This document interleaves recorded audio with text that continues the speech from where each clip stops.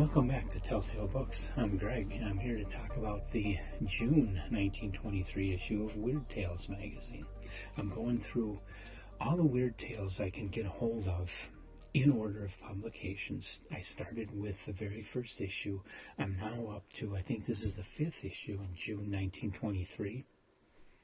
And you know, it really sucks when you go and you shoot the whole video and then realize you forgot to hit record in Adobe Audition, so you don't have your audio. I hate when that happens. So now I'm doing this entire video all over again. Hope you appreciate the difficulties we go through making videos on BookTube. This issue, as I've said before, I'm going to break some of the stories out of the magazines. Anytime that I come across an author that I've been doing a deep dive of the author, I'm going to just mention the story and move on and refer you to a video specifically of that story as part of that author's deep dive. And I also want to break out all the serials, because the serials are spread over a number of issues. I don't really want to talk about each individual part of the serials. I want to talk about it as a whole. With one exception. This is the first issue of Weird Tales where I'm really doing this, and this is, I'm immediately coming up with an exception. The cover story for the June issue is for the Evening of Wolves, and the illustration on the cover is for the Evening Wolves, not the Evening of Wolves. Part 1 is in this issue. Part 2 will be in the next issue, the July-August issue. It's written by Paul Ellsworth Trium. And the Evening Wolves are a gang. And somebody they know named Colonel Knight has been captured by a tall Chinaman, and they're trying to rescue the Colonel. Okay, right off the bat, this is a Yellow Peril story.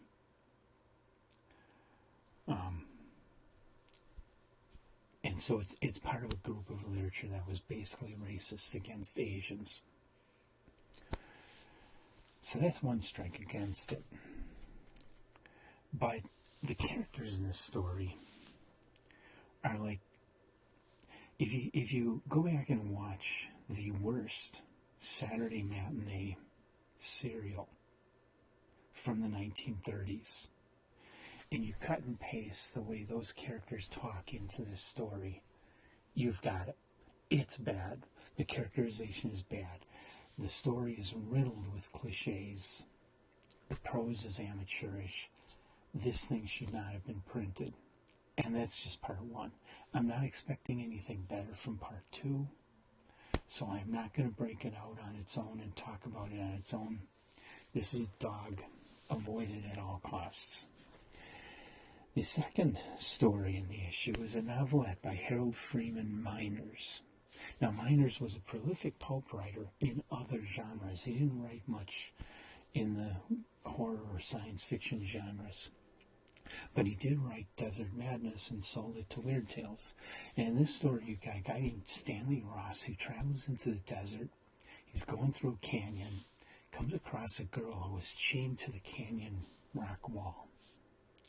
He rescues her. It's getting late. They lay down and go to sleep. When he wakes up the next morning, she's gone, but there's a guy standing there with a revolver in his face. He gets captured and taken to a place where there's this other guy that's kind of in charge who tells him he's going to hang at dawn. There's nothing much supernatural to this story. And the story is just filled with more cliches. Not the best. I mean, I guess it's okay for old pulp adventure stories, but I can't recommend it.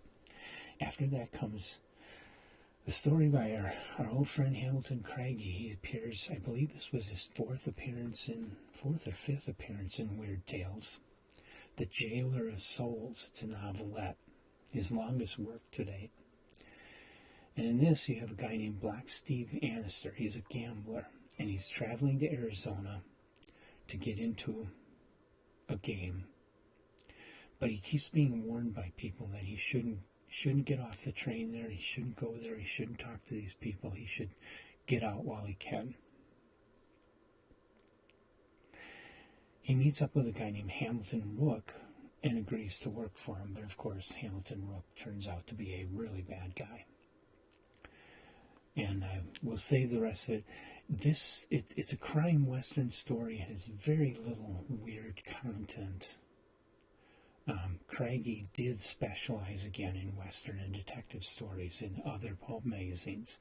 Didn't write all that much for Weird Tales. He wrote a lot at the beginning of Weird Tales, but then stopped and never came back. The writing of this one is fairly good and engaging. I thought it was all right. It's nothing great, but it was enjoyable. After that comes Jack O'Mystery, a short story by Edwin McLaren. In this one, a couple buy an old house, but they're visited at night by a spirit that tells them to leave. This is your typical haunted house story and your typical Scooby-Doo ending. And so, the ending was visible from the beginning. It wasn't badly written, but just not. It's too conventional. Then comes Osiris, or Osiris, a short story by Adam Hall Shirk, where you have a guy that opens the tomb of Osiris that he discovers in the Egyptian desert with very predictable results. This is an extremely short story. Nothing going to surprise you here. After that is a short story by Julian Kilman titled The Well, where a man determines to fill in a well where a skeleton was dug out of. Not a very satisfying story. After that one comes Otis Adelbert Klein's second story, The Phantom Wolfhound. It's also the first story in a short series about a paranormal investigator named Dr. Dorp. And so this is a paranormal investigation story where a man is visited by the ghost of a wolfhound, and Dr. Dorp is called on to investigate. It's a typical haunted house, typical paranormal investigator. A little too much time spent with the investigator explaining his deductions. Not bad, but not great. Right after that comes number 2 in the Masterpieces of Weird Fiction series. This one is Edgar Allan Poe's The Murders in the Rue Morgue, which is credited with being the very first detective story. Originally published in 1841, it's a novelette. Emily and I recently did a separate review as part of our Edgar Allan Poe series. I refer you to that one for our thoughts about Murders in the Rue Morgue. Just suffice to say, this is a very famous story, a very well-loved work by Poe, but Emily and I didn't care for it. After that is the conclusion of a serial started in the May issue, which I have not talked about yet, and which I am going to break out into its own video to discuss. It's The Moon Terror by A.G. Birch. I'm going to say I enjoyed this serial, and I think it's interesting enough that I really do need to talk about it separately. So look for that video. It should be up almost like a couple days after this video appears on YouTube. After that one is a story by Walter Burns titled The Man the Law Forgot. In this one you have a man hanged for murder. But when his body is brought down, his family takes it away and they revive him. They bring him back to life. And now that he's back to life, well, the reason he was hanged for murder is that he was basically framed by the mob boss that he worked for. The mob boss got out scot-free. He got fingered with the murder and hanged for it. So he goes and kills the mob boss. Well, he gets caught and he admits flat out he's guilty of killing the guy. He does this because he knows that he's already been declared legally dead. You can't kill somebody if you're legally dead. How can you kill somebody? How could you rob somebody? How could you have committed any further crimes if you're already legally dead? You can't. You can't be convicted of that crime because you're already dead. This was a pretty good story. The writing in it I felt was a little simple, and I felt that the story could have been a lot more than what it was. But I enjoyed it. I did enjoy it. I especially loved the situation. And this story really only gives you a taste, I feel, of all that could be explored with this theme. If somebody the likes of Stephen King would take The Man the Law Forgot, read it, rewrite it to today's standards, expand it out into a novel, I think you would have a masterpiece. It really is that cool of an idea. This guy who's no longer alive, but he is alive, and now he's totally outside the law, but there's also a lot of other complications for him.